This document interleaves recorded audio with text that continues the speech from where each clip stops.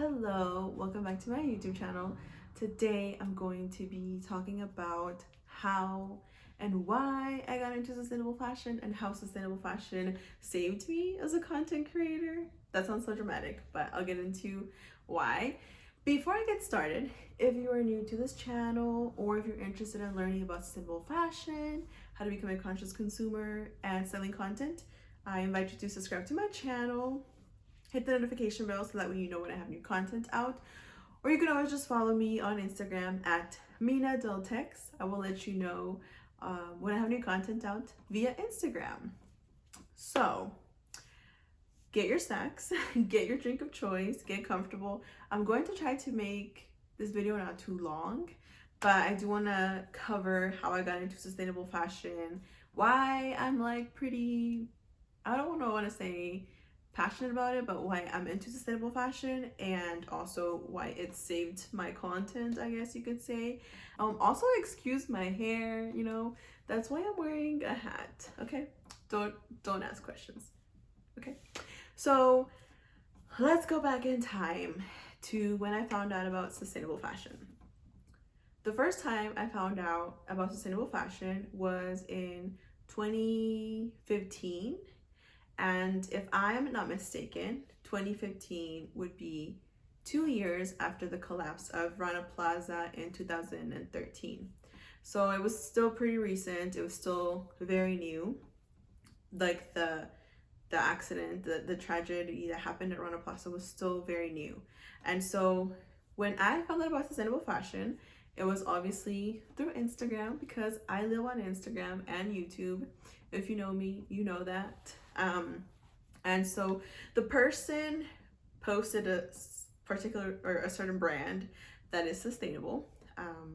And I was like, oh my gosh, like I want to dress myself in a way that's, conscious and mindful of other people. And so I don't know who this person was, because I believe this person is probably like an influencer. So like, I don't know if they maybe changed, but at that time, this person wasn't like a sustainable fashion content creator. So like they didn't have like DIY stuff, how to take care of your clothes or posts like that. So I think that's why I like don't know who this person is, and I'm pretty sure I don't follow them on Instagram anymore. But they tag a particular sustainable fashion brand, like I mentioned, and I was like, oh, that's so cool. Like I want to be sustainable too and like dress sustainably. And so I look at the brand that they tagged, I look at some dresses, and I look at the prices, and I'm like, I cannot afford this. Like there's just like no way I can afford this. And that was in 2015. And at that time I was like, okay, I would love to help sustainable fashion, but right now I don't have the money, so I guess I'm just gonna have to do this when I have money in the future. I still don't have money to comfortably shop from sustainable brands, so it's okay. And so that was that. I didn't do any more research. I didn't look up what sustainable fashion was. I was just like, I just went based off that post. And so I just went based off that post. I didn't really do any much research, and I just called it a day and like moved on with my life. And so I say that because I'm pretty sure there are people out there who are interested in sustainable fashion and want to learn about sustainable fashion, but they encounter a particular post maybe, or something on social media or something on the internet that maybe doesn't really encourage them to continue to research how and what other ways you can be sustainable. So that's why I say, my story.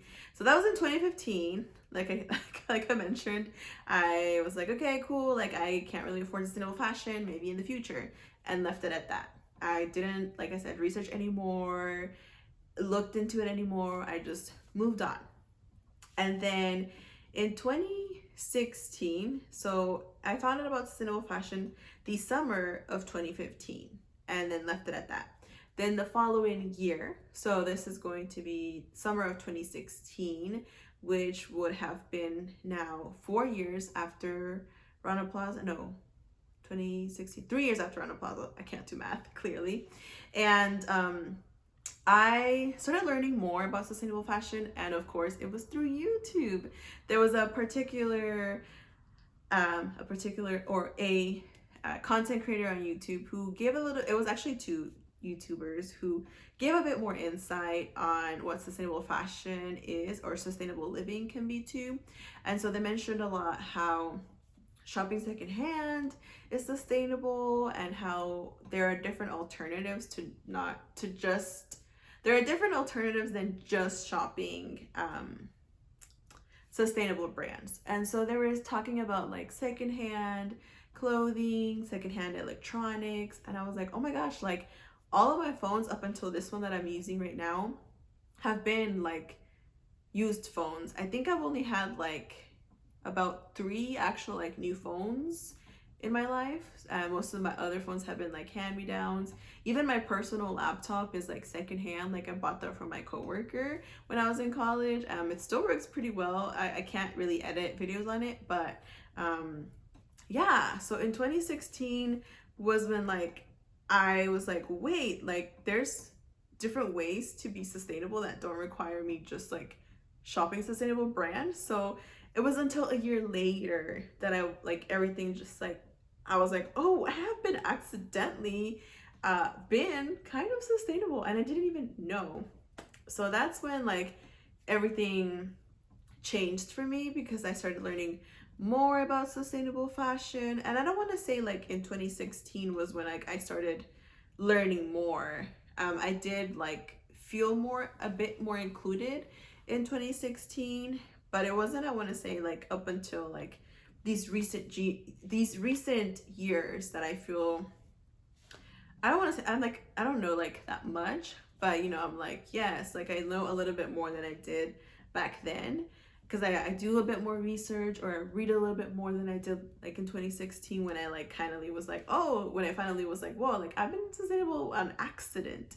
And so yeah, 2016 was like still very fairly new. I was kind of like watching kind of like most of the basic stuff, and you know, I hadn't followed, I think at that time I hadn't followed the Slow Factory, and I think probably until 2017 is when I started following Fashion Revolution. So like the Slow Factory and like the Sustainable Fashion Forum, like I hadn't followed them yet. I wasn't following Aja Barber yet, which Aja Barber was already talking about sustainable fashion since like, you know, before 2016. And then I hadn't followed, who's another account that's really good? Celine Seaman, also from the Slow Factory. So like those accounts, like I didn't follow them in 2016. I like recently just followed them, like I want to say like 2019, 2020 really. So yeah, 2016 was like when everything clicked and I was like, oh my god, I've been accidentally sustainable. And that's when I was like slowly starting to do a bit more research. I was still very like just kind of like the very basic research that I did. And yeah, here we are now. That's how I found out about sustainable fashion. I found out about it 1 year, and it didn't take me until another year to realize that, hey, I could really be part of this like lifestyle. It is a lifestyle, it's like a lifestyle change, and it's also like a movement and a community. In 2015, I didn't really feel like I could be part of it, and I think most of it was because the people that I was watching on YouTube were white. So I was even kind of like, is this like a white people thing? Like maybe like it doesn't like, maybe they like just made this up and like went with it. But even in 2016, I was like a little bit unsure too, because like the people that I followed on YouTube, you know, they were white content creators, and part of me was like, I don't know, like maybe like it's only like a white people thing. So yeah. But as you know, the years went on, I clearly started finding more creators who are Black, Indigenous, people of color, because when I first started learning about sustainable fashion, all the people that I like found were white, and I mean that's what social media was promoting. But thankfully, I have found other content creators that I feel a little bit more relatable with. So that's how that happened. Now, how did sustainable fashion save me as a content creator? You didn't ask, but I'm going to tell you. So I have, if you've been following this channel, which has been kind of like very inconsistent, I started this channel in, I want to say it was like 2012, 2011, after graduating high school. I grew up, not really grew up, but like my probably like junior to senior year of high school was when I probably like no maybe like sophomore year to senior year of high school. I spent a lot of time on YouTube. I know how to do my makeup because of YouTube. I know how to style my hair even though it's not styled right now because of YouTube. And I really got into styling because of YouTube. Through YouTube, I watched videos on how to, you know, how to wear a scarf, how to do this, how to do that. Like, I did my own prom makeup I did my own makeup for prom, and the only reason I was able to do my own makeup for prom was because I watched a YouTube video. My winged eyeliner that I get complimented on, I know how to do it because of YouTube. So after I graduated high school, I was like, you know what? Like, I want to make a YouTube channel. Like, that looks like so much fun. And very early on, I knew that I wanted to focus on fashion. And I think even very early on, while I was making, or while I decided when I thought that I wanted to create a YouTube channel, I think very early on, I was like, you know, if I make this YouTube channel, this could open doors for me in the fashion world, you know? And so me and my friend, Melanie, we started the YouTube channel, and it did very well. We did a lot of fashion content, and really like the main purpose of the channel was like how to look good on a budget. And, you know, with her, we would thrift and create a lot of outfits with thrift clothing. But with that also came shopping at fast fashion retailers. So I shopped at Forever 21. This beret is from Forever 21. It's probably from a 2016 or 2015 purchase, honestly. But yeah, so with the whole like shopping on a budget, we were shopping at the thrift stores and at Forever 21. So that was what our channel consisted of. It was doing very well at the time. I think it did good for like a good 1 to 2 years. And then it got hard to create content because Melanie went off to college, so I was very used to having, you know, someone with me to create content. It was definitely easier to be on camera and to stay motivated when you have someone, you know, with you too. And then also it was just really challenging for me to create content when she was gone too, also because like there was like a shift in YouTube. So it went from, you know, a lot of like DIY content videos to people showing like not thrift hauls, sorry, like Forever 21 hauls, ASOS hauls, like all these like massive hauls. And at the time when I wanted to like revive this YouTube channel, because, you know, Melanie went off to college and I was like just struggling to create content and to stay motivated to create content. I like didn't have like a job also, so I didn't have the money to shop and give like a haul, like a massive haul videos. And at that time, I didn't know like the fashion YouTube channels that I know about now that focus on like fashion and like analyzing collections, analyzing style and fashion history. I didn't know about those channels back then, and I don't even think they were on YouTube back then.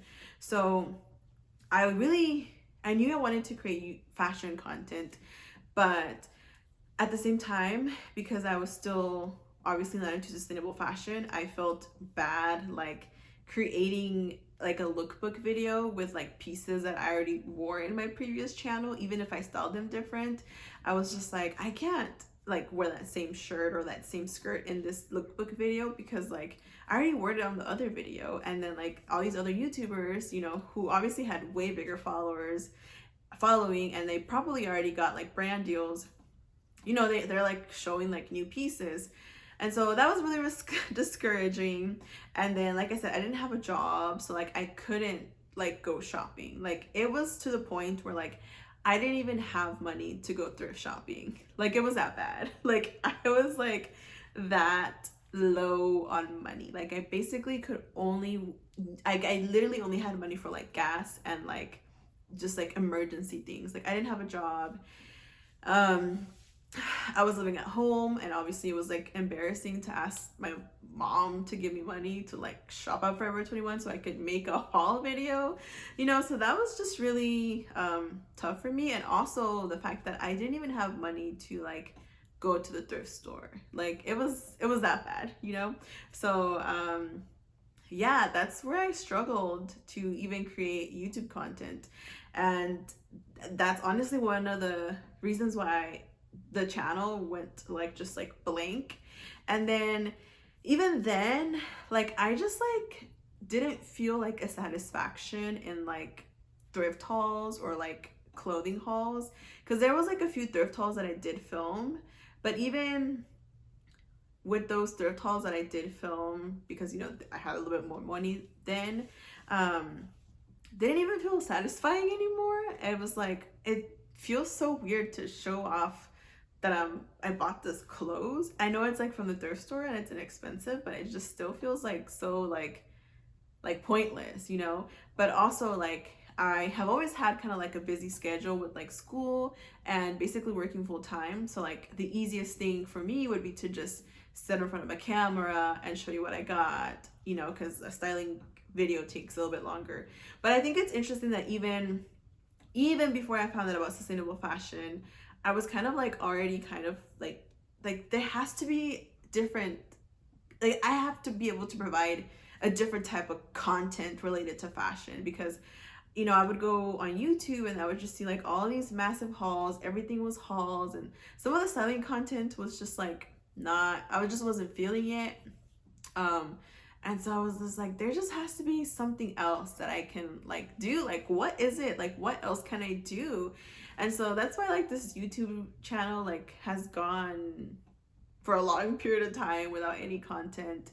And it wasn't until I found out about sustainable fashion and I just really got invested in it that I was like, wait, there's different content related to fashion that I can provide. Obviously like informational content regarding sustainable fashion, and I'm learning a little bit more about fashion through like channels like the Fashion Archive and content like from Hot Lamode and I Deserve Couture on Instagram. I'm just learning more about fashion, like things that I didn't really know back then, because I do really want to get also into, I guess, like fashion commentary, fashion analyzing, and so yeah, sustainable fashion kind of helped me figure that out. That's what kind of like really helped me. And then it also helped me to, you know, have better content on my Instagram as well, and just share resources.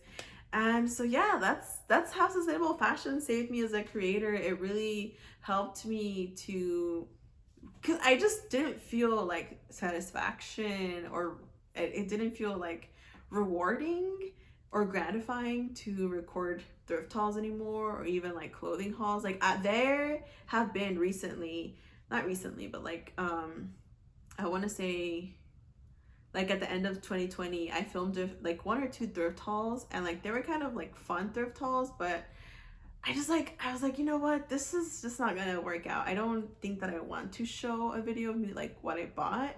I was trying to focus my video more on like what particular things like drew me to the object, and like really talk about the piece and like the way the piece was, the structure of the piece and everything. But I just scrapped it because I was like, I don't know, I just like thrift hauls or like clothing hauls, they're just like I don't know.